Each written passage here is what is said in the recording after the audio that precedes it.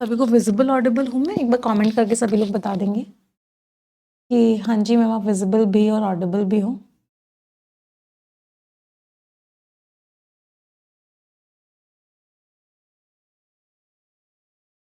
Yes, start करें आज का सेशन। चलिए great. So let's get started. Welcome to the session everyone. आप सभी का हार्दिक स्वागत है आज के सेशन में। तो सबसे पहले एक छोटी सी प्रेयर के साथ हम आज का सेशन स्टार्ट करेंगे। सभी लोग मेरे साथ मिलके बोलेंगे, dear God, dear universe, please help me stay focused, please help me learn and understand better, please help me stay away from all the distractions, please help me maintain a very positive attitude। 30 seconds के लिए सभी लोग अपने मन में सोचेंगे जो आप जिंदगी में चाहते हैं। Please think about it for 30 seconds.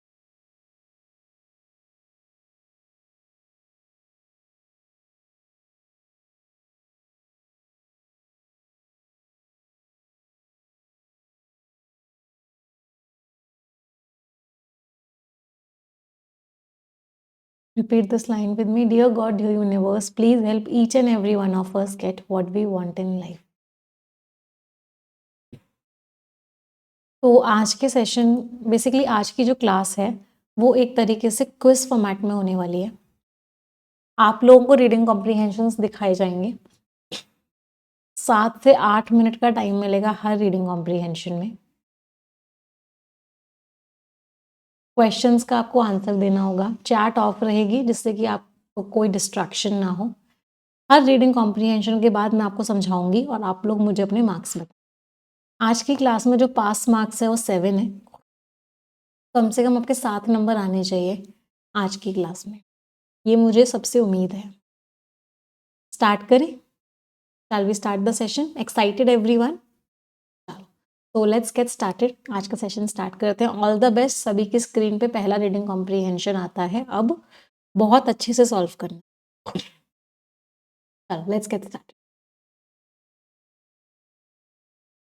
Start करें ना?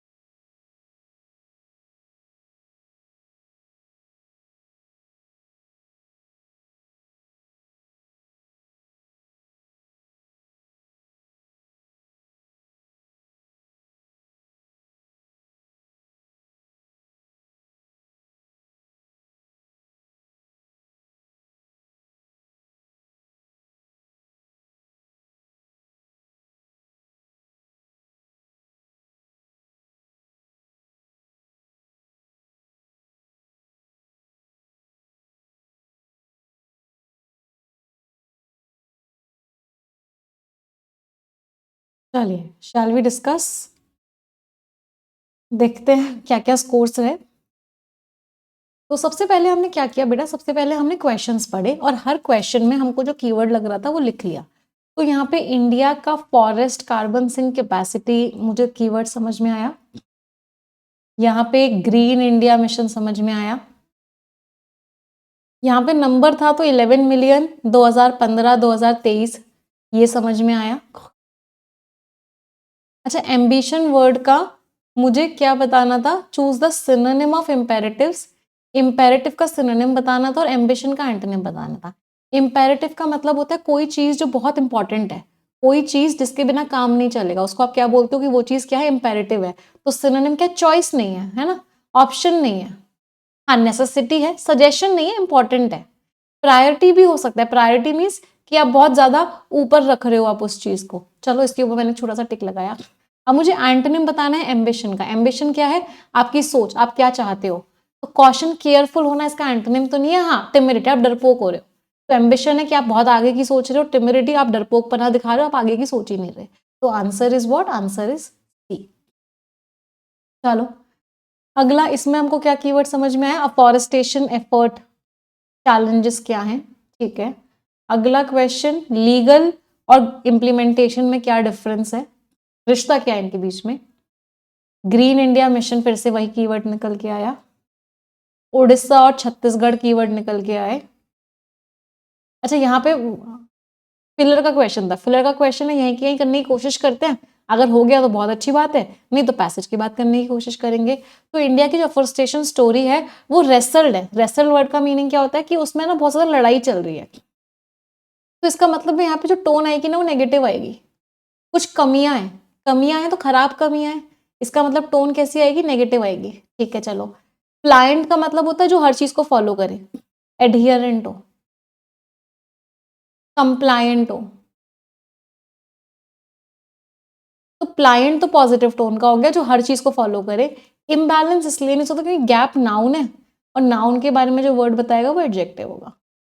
तो इम्बैलेंस तो अपने आप में नाउन होता है, पार्ट ऑफ स्पीच की वजह से इम्बैलेंस चला गया। अब ये टेनेशियस, म्यूलिश और स्टबन अगर आप देखोगे तो तीनों के तीनों ना आपके एक ही वर्ड के मीनिंग्स हैं, तीनों का मतलब होता है जिद्दी।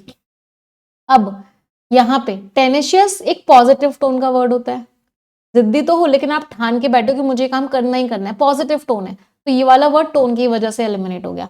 अब आपके पास दो बच्चे हैं, एक बच्चा है स्टबन और एक बच्चा है म्यूलिश। अभी जो गैप है, म्यूल जैसा, म्यूलिश का मतलब क्या होता है, खच्चर के जैसा, मतलब जिद्दी है लेकिन खच्चर के जैसा। इसको ये किस चीज के लिए शो करते हैं कि हम किसी इंसान के लिए शो कर रहे हो कि वो इंसान बहुत जिद्दी है। वो इंसान कैसा है, खच्चर के जैसा है, मतलब बहुत ज्यादा जिद्दी है। और ये पर्सन के बिहेवियर के लिए यूज करते हैं जब वो इंसान जिद्दी होता है। यहाँ पे इंसान की बात नहीं हो रही, यहाँ पे गैप्स की बात हो रही है। तो म्यूलिश और स्टबन में हम कंपेयर करेंगे तो करेक्ट कौन सा आएगा, correct will be stubborn. Stubborn mean जिद्दी, मतलब ना चेंज होने वाले। समझ में आया। एडिटोरियल में जो बच्चे आ रहे हैं उनको पता होगा, म्यूलिश, स्टबन और टेनेशियस ये तीनों आपस में सिनोनिम्स हैं। टेनेशियस मीन्स एक बार जो सोच लिया तो सोच लिया, उसको पूरा ही करना है, मतलब पॉजिटिव टोन है ये। म्यूलिश और स्टबन दोनों नेगेटिव टोन है, ये भी जिद्दी है और ये भी जिद्दी है। लेकिन म्यूलिश को हम इंसान के लिए यूज करते हैं, ना कि किसी और चीज के। चलो अब आएंगे हम पैसेज को क्या करेंगे, स्किमिंग करेंगे। चलो, इंडिया जो है दो जरूरतें हैं उससे हम आगे बढ़ रहे हैं कि हमें ग्रोथ भी करनी है, हमें डेवलपमेंट भी करना है। तो फॉरेस्ट की जगह उनको सही जगह मिल रही है, ठीक है। अभी ग्रीन इंडिया मिशन आया है, वो फॉरेस्ट लाना सबसे आगे रख रहा है। एम्बिशन क्या है कि इतने सारे फॉरेस्ट को रिस्टोर किया जाए। ये सिर्फ लैंड को ग्रीन करना नहीं है, ये इंडिया का जो वादा है कि हम इतना ज्यादा कार्बन डाइऑक्साइड एब्जॉर्ब करवा लेंगे इस डेकेड की एंड तक। अब सवाल कैसा है, कितना इंडिया लैंड रिस्टोर करता है, ये तो है ही सवाल, बट साथ के साथ कैसे करता है। एक स्टडी हुई, उन्होंने बताया कि 12% कम हो गई है हमारे फॉरेस्ट की फोटोसिंथेटिक एफिशिएंसी। रीजन क्या है, टेम्परेचर बढ़ता जा रहा है, सॉइल सूखती जा रही है। तो इंडिया हो सकता है अपना फॉरेस्ट कवर बढ़ा रहा हो, लेकिन ये फॉरेस्ट कम इफेक्टिव होते जा रहे हैं कार्बन को एब्जॉर्ब करने में, ठीक है। तो पुराना अजम्पशन क्या था कि ज्यादा ट्री ज्यादा कार्बन सिंक, लेकिन इसका मतलब है कि हमें ऐसा रिस्टोरेशन करना है जिससे हमारा एनवायरनमेंट स्ट्रांग बन सके। तो ये क्या कह रहा है, इतने में इतने सारे अफॉरेस्टेशन हुआ है, इतना पैसा दिया गया है फॉरेस्टेशन के लिए, इतना ट्री कवर इंक्रीज हुआ है, इन सब पे फोकस किया जा रहा है, ये सारे के सारे प्रोग्राम्स भी चलाए जा रहे हैं। लेकिन चैलेंज क्या है? पॉलिसी को प्रैक्टिस में कन्वर्ट करना। कुछ कमियां आ रही हैं। कमियां क्या है? कम्युनिटी पार्टिसिपेट नहीं कर रही डिजाइन में और पैसे में। इतने सारे इंडियंस हैं जो फॉरेस्ट पे डिपेंडेंट हैं, ये एक्ट उनको सशक्त बनाता है कि वो अपने लैंडस्केप को खुद प्रोटेक्ट करें। फिर भी प्लांटेशन ड्राइव जो होती है इन कम्युनिटीज को इग्नोर कर दिया जाता है, इससे विश्वास खत्म हो जाता है। और लेकिन कुछ अच्छी चीजें भी हैं। ओडिशा में इन कमिटीज को इंटीग्रेट किया गया है प्लानिंग में। छत्तीसगढ़ में भी फॉरेस्ट डिपार्टमेंट जो है इनके साथ एक्सपेरिमेंट कर रहे हैं ये सारी चीजें करने में। तो हमने क्या किया, पूरे के पूरे पैराग्राफ को स्किमिंग किया और हमको मेन आइडिया क्या समझ में आया? 3-4 मेन आइडिया समझ में आए। पहला मेन आइडिया क्या समझ में आया हमको कि इंडिया में फोकस किया जा रहा है अफॉरेस्टेशन पे। दूसरा मेन आइडिया हमको क्या समझ में आया कि ट्रीज की एफिशिएंसी कम होती जा रही है, फॉरेस्ट की एफिशिएंसी कम होती जा रही है, इसलिए फोकस करना पड़ेगा कि कार्बन को ज्यादा से ज्यादा एब्जॉर्ब करवाया जाए, कार्बन सिंक क्रिएट करने में। तीसरा मेन आइडिया क्या समझ में आया हमको कि 3 गैप्स हैं कि कम्युनिटी पार्टिसिपेट नहीं करती है, पहला गैप ये था, और भी 2 गैप्स थे। चौथा, ओडिशा और छत्तीसगढ़ का एग्जाम्पल दिया जहां पे कम्युनिकेट किया जा रहा है, कमिटीज को भी प्लानिंग में इंटीग्रेट किया जाए। तो ये पूरा का पूरा मेन आइडिया था जो हमें स्किमिंग से समझ में आया। अब एक एक करके क्वेश्चंस देखते हैं और आइडेंटिफाई करते हैं आंसर। तो पहला क्वेश्चन क्या था? इंडिया का फॉरेस्ट कार्बन सिंक की कैपेसिटी क्या होती जा रही है? पहले मुझे ऑप्शंस मत देखो, आंसर बताओ। हमारे फॉरेस्ट की कार्बन को एब्जॉर्ब करने की कैपेसिटी क्या होती जा रही है? कम होती जा रही है। सबको पता है डिक्लाइन होती जा रही है। आंसर बताओ। इंप्रूव हो रही है लगातार, कंसिस्टेंटली मींस लगातार इंप्रूव हो रही है। और किसके प्रोपोर्शनेट, किसके इक्वल कि कितना जितना फॉरेस्ट कवर बढ़ रहा है उतनी कैपेसिटी बढ़ रही है? नहीं, हाँ डिक्लाइन हो रही है। Answer is B. जिन लोगों का आंसर सही निकलता जाएगा वो +1 करते जाएंगे, है ना। हालांकि फॉरेस्ट एरिया बढ़ रहा है लेकिन डिक्लाइन होती जा रही है एनवायरमेंटल स्ट्रेस फैक्टर्स की वजह से। सोलली वर्ड ने घोटाला कर दिया। ये सिर्फ और सिर्फ कितना फॉरेस्ट लैंड रिस्टोर्ड है उस पर डिपेंडेंट है, सिर्फ और सिर्फ सोलली वर्ड ने घोटाला किया। अफेक्ट ही नहीं हो रहा है, गलत है। इसको आप सिर्फ एक्सक्लूसिवली वर्ड ने फिर से घोटाला कर दिया। एक्सक्लूसिवली वर्ड का भी मतलब ओनली होता है कि आप इसको सिर्फ किस चीज को इवैल्यूएट कर सकते हो। असेसमेंट मींस इवैल्यूएशन, किस चीज के इवैल्यूएशन से कर सकते हो? कैनोपी। कैनोपी कवर समझते हो कि कितना ट्रीज कवर कर रहे हैं, ये कैनोपी होती है। एक ट्री है, एक ट्री ऐसे है, दोनों ट्री की मिल गई और एक पूरा का पूरा एक कवर सा बन गया, उसको बोलते हैं कैनोपी कवर। तो हमारी फॉरेस्ट की कार्बन सिंक कैपेसिटी कम होती जा रही है। अगला, ग्रीन इंडिया मिशन की जो अप्रोच है उसके पीछे क्या अजम्पशन है? ग्रीन इंडिया मिशन की सबसे पहले मुझे अप्रोच बताओ। ग्रीन इंडिया मिशन की क्या अप्रोच है कि ज्यादा से ज्यादा पेड़ उगाओ, ज्यादा से ज्यादा ट्रीज लगाओ। तो इनकी अप्रोच यही है कि ज्यादा से ज्यादा पेड़ लगाओ, ज्यादा से ज्यादा रिस्टोरेशन करो।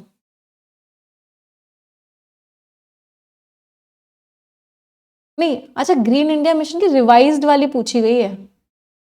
एक सेकेंड, रिवाइज्ड वाली अप्रोच, पहले ऑप्शंस पढ़ते हैं। फॉरेस्ट रिस्टोरेशन एफर्ट्स को प्रायोरिटाइज करना चाहिए क्वांटिटी को क्वालिटी के ऊपर लैंड कवरेज। ए वाले बच्चों को एक बहुत छोटी सी बात बताती हूँ, इसको एक एग्जाम्पल से समझते हैं। मैंने बोला कि राम के पेरेंट्स ने बोला राम को, या ढोलू के पेरेंट्स ने ढोलू को बोला कि बेटा तुम हार्डवर्क करो, तुम्हारा रिजल्ट अच्छा आएगा। पेरेंट्स ने क्या बोला? तुम हार्डवर्क करो, तुम्हारा रिजल्ट अच्छा आएगा। क्वेश्चन है कि इसके पीछे पेरेंट्स का क्या अजम्पशन है? पेरेंट्स की ये जो बात है, तुम हार्डवर्क करो तुम्हारा रिजल्ट अच्छा आएगा, इसके पीछे पेरेंट्स का क्या अजम्पशन है? तो अजम्पशन पेरेंट्स का क्या होगा कि मेहनत करने वालों का रिजल्ट अच्छा आता है, मेहनत करने वालों का रिजल्ट अच्छा आता है, या मेहनत से सक्सेस मिलती है, मेहनत कभी व्यर्थ नहीं जाती है। इस तरह के अजम्पशंस होंगे उनके। तो अजम्पशन में क्या कभी शुड आ सकता है? शुड तो एक सजेशन की तरह होता है कि आपको इस चीज पे फोकस करना चाहिए, इस चीज पे फोकस नहीं करना चाहिए। तो शुड तो एक अजम्पशन होता है कि हार्डवर्क से रिजल्ट अच्छा आना चाहिए, नहीं, अजम्पशन है जो आप बात मान के चल रहे हो। जो बात मान के अगर चल रहे हो तो वो बात आपके लिए फैक्ट हो गई, तभी तो आपका अजम्पशन है, वो आप उस अजम्पशन को मान के चल रहे हो। तो क्या मैं कह सकती हूँ कि अजम्पशन हमेशा सिंपल प्रेजेंट टेंस में होगा? तो ढोलू के पेरेंट्स का क्या अजम्पशन है? Hard work leads to success. उनका क्या अजम्पशन है? Hard work generates success, hard work is important for success. तो आपके अजम्पशन में कभी भी शुड नहीं आ सकता। तो क्या हम इसको सिर्फ और सिर्फ इस वर्ड के बेसिस पे एलिमिनेट कर सकते थे कि अजम्पशन में कभी भी सजेशन नहीं आ सकता? अजम्पशन है आप जो मान के चल रहे हो, मान के चल रहे हो, और किसी को सजेशन देना, दो अलग अलग बातें होती है। चलो, कम्युनिटी इन्वॉल्वमेंट जरूरी नहीं है, इज नॉट इम्पॉर्टेंट। क्या उनका ये अजम्पशन था क्या कि कम्युनिटी इन्वॉल्वमेंट इंपॉर्टेंट नहीं है? ऐसा तो कहीं मेंशन नहीं। फिनेंशियल इंसेंटिव्स अकेले सफिशिएंट है? अकेले, अकेले वर्ड ने घोटाला कर दिया कि सिर्फ पैसा लगाओ और रिजल्ट अच्छा आ जाएगा। क्या वो इस बात को मान के चल रहे थे क्या कि सिर्फ पैसा लगाओ रिजल्ट अच्छा आ जाएगा? अगर जो रिस्टोरेशन इनिशिएटिव्स हैं, जो हम कदम उठा रहे हैं फॉरेस्ट को बढ़ाने के लिए, उनको अगर हम पॉलिसीज के साथ बना देंगे तो उनका इम्पैक्ट बढ़ जाएगा। हाँ, ऑथर ने इस बात को बोला था कि ऐसी पॉलिसी बनाओ जिससे कि फॉरेस्ट का रिस्टोरेशन हो। ऐसी पॉलिसी बनाओ कि आपको इतने फॉरेस्ट उगाने हैं, ऐसी पॉलिसी बनाओ इतने ट्रीज लगाने हैं। तो वो क्या अजम्पशन अज्यूम करके चल रहे थे कि अगर हम ऐसा करेंगे तो रिजल्ट अच्छा आएगा।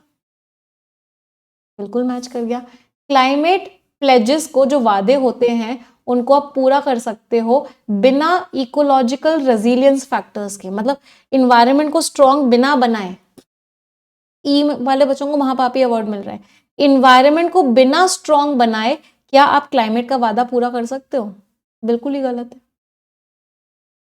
तो आंसर इज डी, कि अगर हमने रिस्टोरेशन के लिए पॉलिसी बना दी तो रिस्टोरेशन और अच्छे से हो जाए। चलो अगला। ये अजम्पशन वाले क्वेश्चंस थोड़े से डिफिकल्ट लगते हैं। करेक्ट स्टेटमेंट क्या है?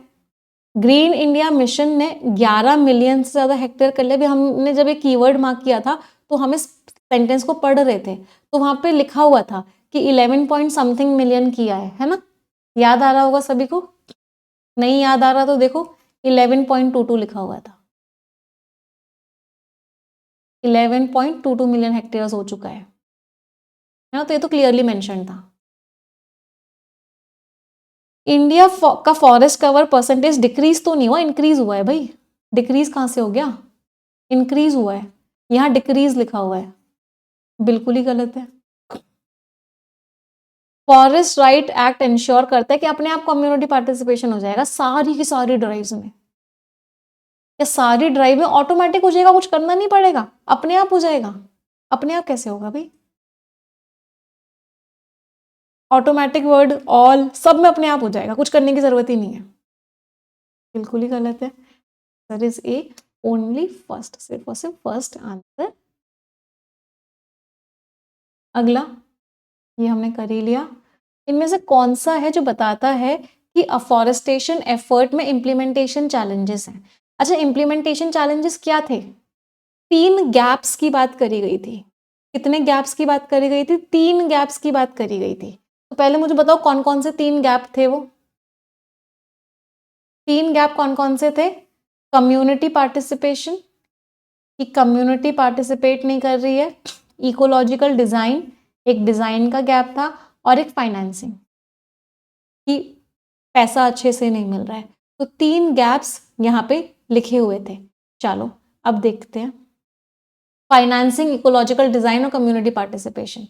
ऑप्शंस देखते हैं। Financial allocation has been insufficient to support the scale of restoration required, लिखा हुआ था financing. Exclusion of forest dependent communities from planning undermines both, ये भी लिखा हुआ था community participation. Ecological design are often overlook, ये भी लिखा हुआ था। तीनों ही लिखे हुए थे। 3 की बात हो रही थी, तीनों ही है। Answer is E, all 1, 2 and 3 सारे के सारे हैं। हम उसमें 11.25 और इधर 11 है, मोर देन 11 लिखा हुआ है। बेटा एक बच्चे का डाउट है, पहले डाउट हैंडल कर लेती हूँ मैं। क्या लिखा हुआ है? ओवर 11, तो 11.25 इज ओवर 11, 11 तो ज़्यादा है इसलिए ओवर 11 लिखा है, 11.25। ठीक है, जिस बच्चे का डाउट था। अगला पैसेज क्या सजेस्ट करता है लीगल फ्रेमवर्क को लेके और ग्राउंड लेवल इम्प्लीमेंटेशन को लेके? पहले बताओ इम्प्लीमेंटेशन में और लॉ में क्या है? ऑथर ने बोला है कि लॉ बिल्कुल इम्प्लीमेंट हो गया है, ये ऑथर ने बोला है नहीं इम्प्लीमेंटेशन अभी उतना अच्छा नहीं हुआ। ऑथर ने क्या बोला है? कमियां हैं, कमियां हैं इसका मतलब क्या है कि अभी इम्प्लीमेंटेशन उतने अच्छे से नहीं हुआ। तो लीगल एम्पावरमेंट ऑफ कम्युनिटीज में सक्सेसफुली ट्रांसफॉर्म, सक्सेसफुल नहीं हुआ है, अभी कमियां हैं, और यहां लिखा हुआ है सक्सेसफुली चेंज कर दिया है प्रैक्टिसेस को। रूल्स रेगुलेशंस की जरूरत ही नहीं होती, अननेसेसरी होते हैं रूल्स रेगुलेशंस, गलत है। हाँ, गैप है, परसिस्ट मीन्स एग्जिस्ट कर रहा है, कंटिन्यू कर रहा है, जो उनको हक दिए गए हैं और जो उनका एनफोर्समेंट है कमी है। फॉरेस्ट राइट एक्ट को मना कर दिया सबने, फॉरेस्ट राइट एक्ट को एक जैसे तरीके से सबने रिजेक्ट कर दिया है। लीगल कंडीशंस जो है ट्रांसलेट हो जाती है इंप्रूव रिजल्ट में, बस लीगल कंडीशन बना दो, ऑटोमेटिकली वर्ड ने घोटाला कर दिया, फिर से ऑटोमेटिकली रिजल्ट अच्छा आ जाएगा। गड़बड़ हो गई, तो आंसर इज, चलो नेक्स्ट, कौन सा एस्पेक्ट है ग्रीन इंडिया मिशन का जो दिखाता है पुरानी अप्रोचेस से डिपार्चर को? पुरानी अप्रोच क्या थी और अभी की अप्रोच क्या है, उसमें क्या चेंज आया? तो बेसिकली ऑथर क्या पूछ रहे हैं कि पुरानी में और नई में क्या चेंज आया। पुरानी में क्या कह रहे थे?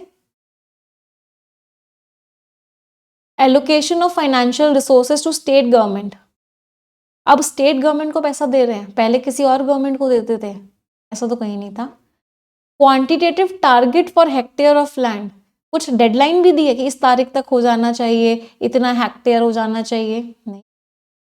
हाँ, focus on biodiversity rich lands के, सब फोकस उन एरियाज में हो रहा है जहां पे बहुत सारी बायोडाइवर्सिटी, बहुत सारे एनिमल्स प्लांट्स लग रहे हैं, और अब पॉलिसीज के साथ मैच की जा रही है जी, ये तो सही लग रहा है।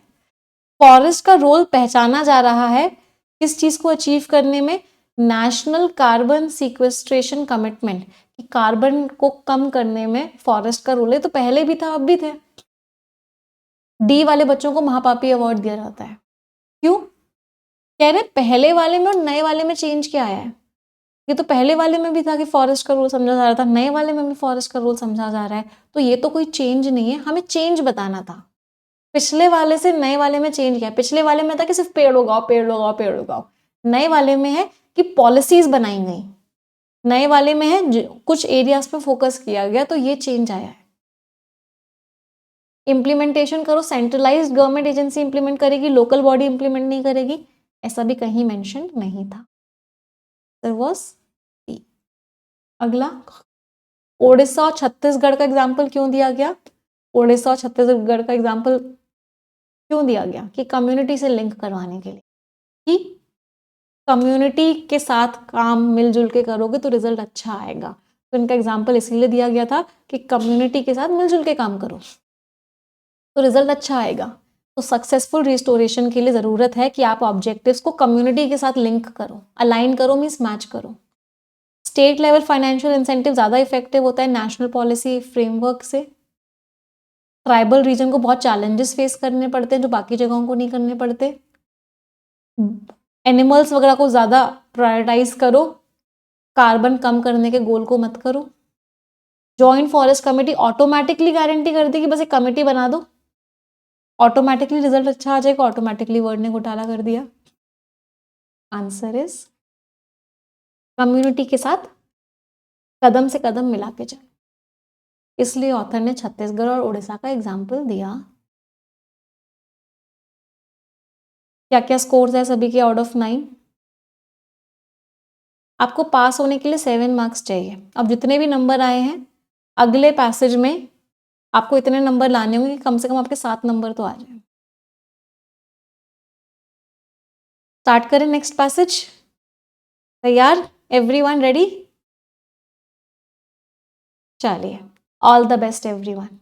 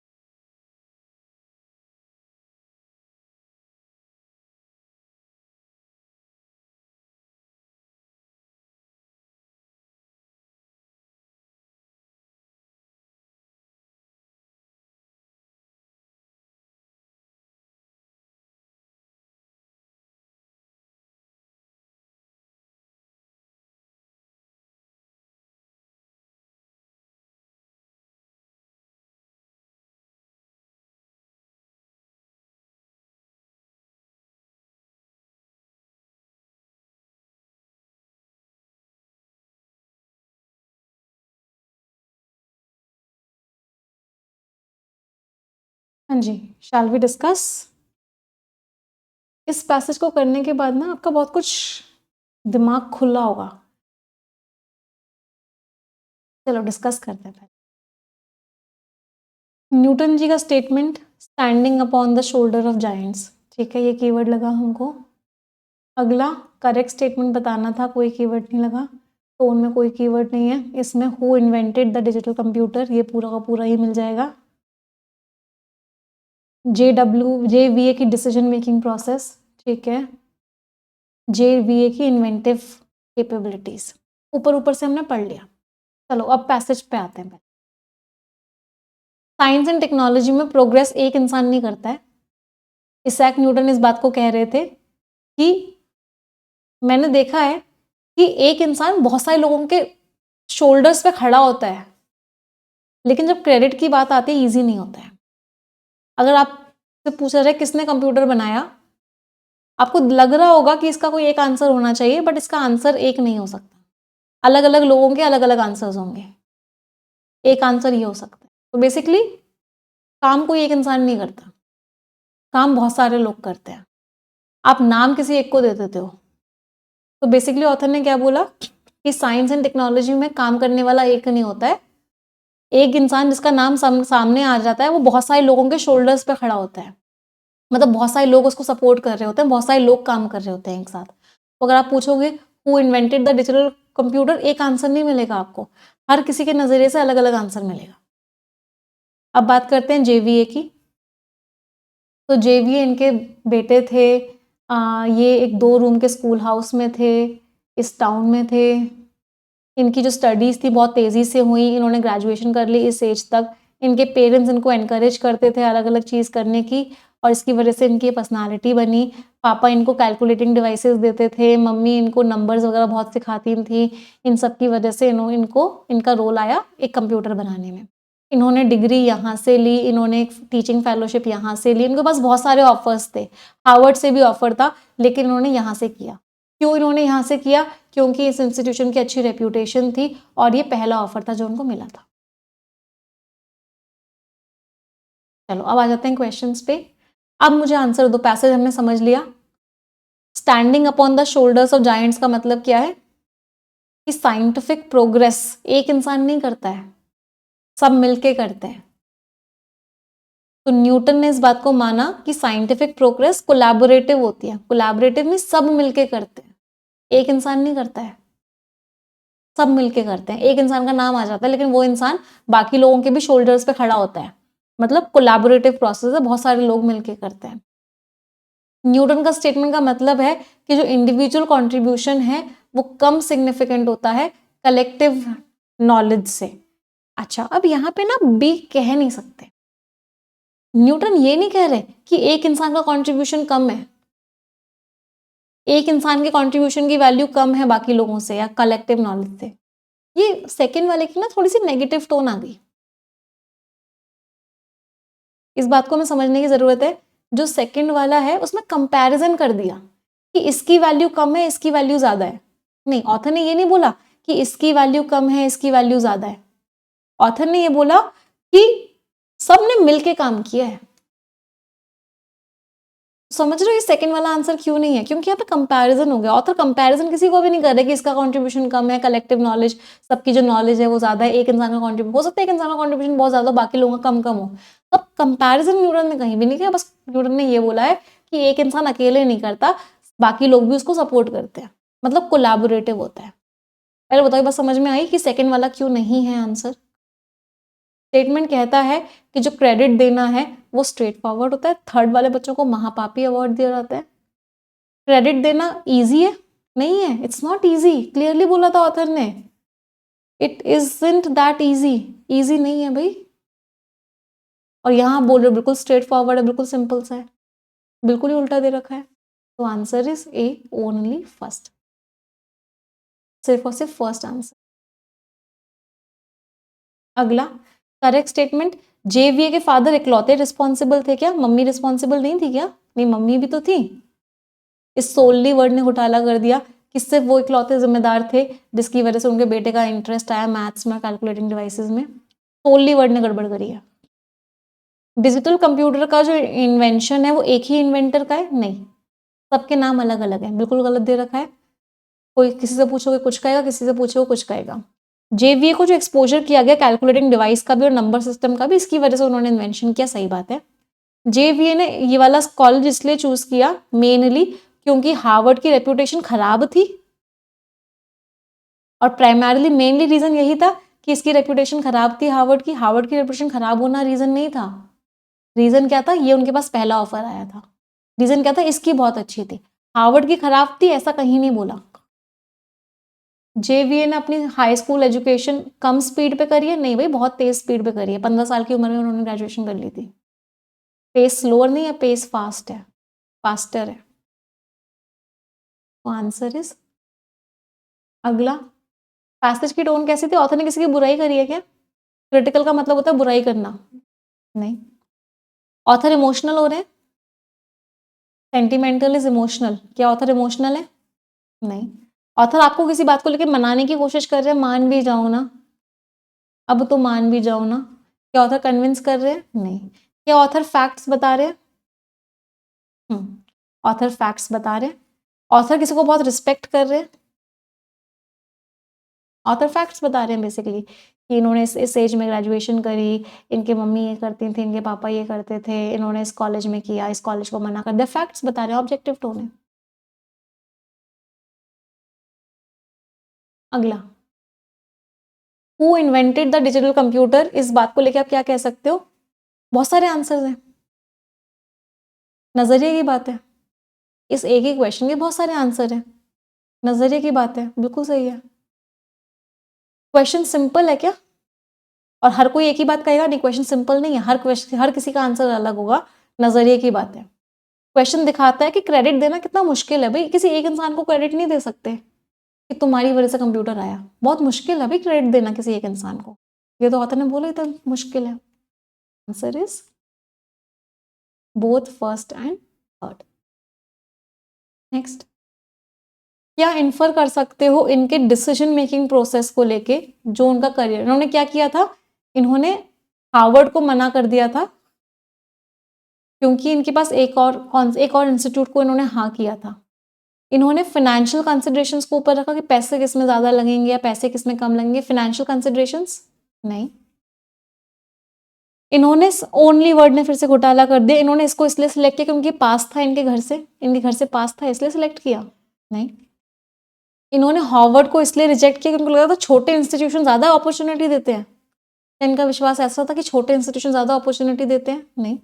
इनका जो डिसीजन था वो मेनली इन्फ्लुएंस था क्योंकि मम्मी पापा को ये वाला कॉलेज का लोकेशन पसंद था, पेरेंट्स को ये इसका लोकेशन पसंद था, इसलिए इन्होंने सिलेक्ट किया। इन्होंने इसलिए सिलेक्ट किया कि इनको एक तो इंस्टीट्यूशनल क्वालिटी भी पसंद थी, इसकी क्वालिटी अच्छी थी, और दूसरा पहला ऑफर था, मतलब टाइमिंग भी अपने डिसीजंस में टाइमिंग को भी बहुत मैटर किया। पहला ऑफर था तो इसलिए सबसे पहले ऑफर इसको एक्सेप्ट कर लिया। लास्ट क्वेश्चन, कौन कौन से स्टेटमेंट्स आप निकाल सकते हो जेवीए की इन्वेंटिव कैपेबिलिटीज को लेके? ये जानबूझ के 2 रूम के स्कूल हाउस में गए थे, इनकी ये जानबूझ के स्ट्रैटेजी थी जिससे कि लर्निंग का पोटेंशियल बढ़ जाए। क्या जानबूझ के गए थे क्या ये 2 रूम स्कूल हाउस में? जानबूझ के तो नहीं गए थे भाई, जानबूझ के इतने छोटे से में उन्होंने स्ट्रैटेजी बना ली थी कि मैं 2 रूम वाले ही स्कूल में जाऊंगा, मेरी स्ट्रैटेजी है। इनको अलग अलग चीजें सीखने को मिली अपने दोनों पेरेंट्स से, इसके इन्होंने एक बहुत ही इंपॉर्टेंट रोल प्ले किया उनकी थिंकिंग में। सही बात है, मम्मी ने भी कुछ सिखाया, अलग चीजें सिखाई कैलकुलेशन को लेकर, पापा ने भी कैलकुलेशन को लेकर अलग अलग चीजें सिखाई।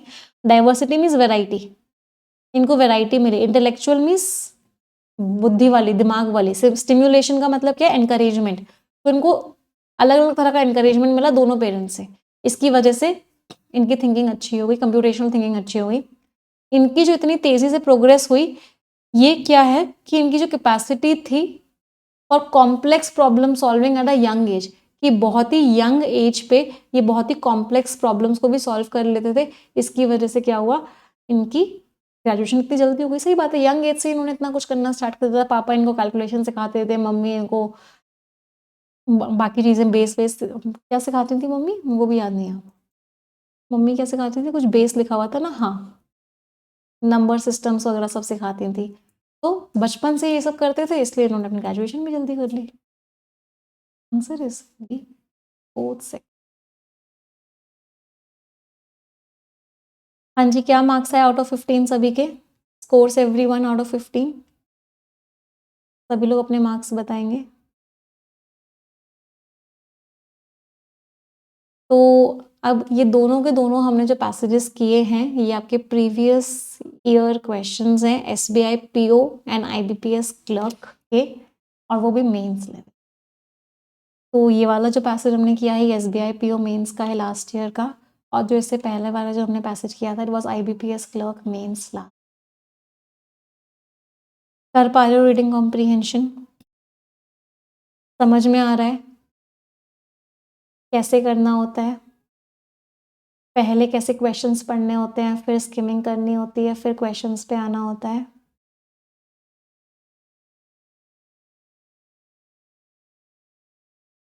इजी लग रहे हैं रीडिंग कॉम्प्रीहेंशन अब सभी को? अभी एक क्लास और होगी रीडिंग कॉम्प्रीहेंशन की जिसमें मैं आपको और भी बहुत सारे आरसीज कराऊंगी। कल हमारी ग्रामर ग्रंथ की क्लास है जहाँ पे हम पार्ट्स ऑफ स्पीच कैसे आइडेंटिफाई करते हैं उस चीज़ को हम सीखेंगे। तो क्लास थोड़ी सी जल्दी छोड़ रही हूँ क्योंकि मुझे पता है आप लोगों की 3 बजे से करंट अफेयर्स जनरल अवेयरनेस की क्लास है कुछ सर की। तो आई होप सभी को आज के सेशन में मज़ा आया होगा। कल की क्लास थोड़ी सी लंबी होने वाली है, पहले ही बता दे रही हूँ, क्योंकि मुझे आपको एक पूरा का पूरा आइडिया देना है ग्रामर का, सारे पार्ट्स ऑफ स्पीच के बारे में बताना है, फिर बहुत सारी प्रैक्टिस करवानी है आप सभी को। तो कल की क्लास थोड़ी सी लंबी हो गई, ग्रामर ग्रंथ की पहली क्लास है कल। तो कल मिलेंगे 8 बजे एडिटोरियल में और 11 बजे ग्रामर ग्रंथ की फर्स्ट में। आई होप सभी की जो उम्मीदें हैं परफेक्शन से वो पूरी हो रही है। रीडिंग कॉम्प्रीहेंशन अभी भी डिफिकल्ट लग रहा है बेटा, बिल्कुल चिंता मत करो, आगे आने वाली प्रोफेशनल क्लासेस में और भी बहुत सारे रीडिंग कॉम्प्रीहेंशंस करें। खूब सारी प्रैक्टिस करते रहेंगे तो ऑटोमेटिकली ईजी लगने लग जाएगा। आरसी डिफिकल्ट नहीं होता है, बस प्रैक्टिस की कमी होती है, इसकी वजह से वो डिफिकल्ट लगता है। तो खूब सारी प्रैक्टिस करेंगे तो ईजी हो जाएगा। चलो, तो 5 सेंटेंसेस ग्रैटिट्यूड के सभी लोग मेरे साथ मिलके बोलेंगे। Thank you God for giving me such a wonderful life. Thank you God for my parents, teachers, family, and each and everyone in my life. Thank you God for making me physically, mentally, and emotionally strong. Thank you God for the food that I eat, for the place that I live in, and everything that you have given me. Thank you God for making me who I am. तो इसी positive note के साथ आज का session कहते हैं कि मुझे फीडबैक ज़रूर दे देना आज की क्लास का support@nimishabansal.com पे। ये जीमेल आईडी है बेसिकली कि आपको आज की क्लास कैसी लगी। तो सभी लोग मुझे फीडबैक ज़रूर दें कि आपका फीडबैक बहुत मैटर करता है। सेशन एंड करते हैं। Thank you everyone, bye bye, take care, stay blessed and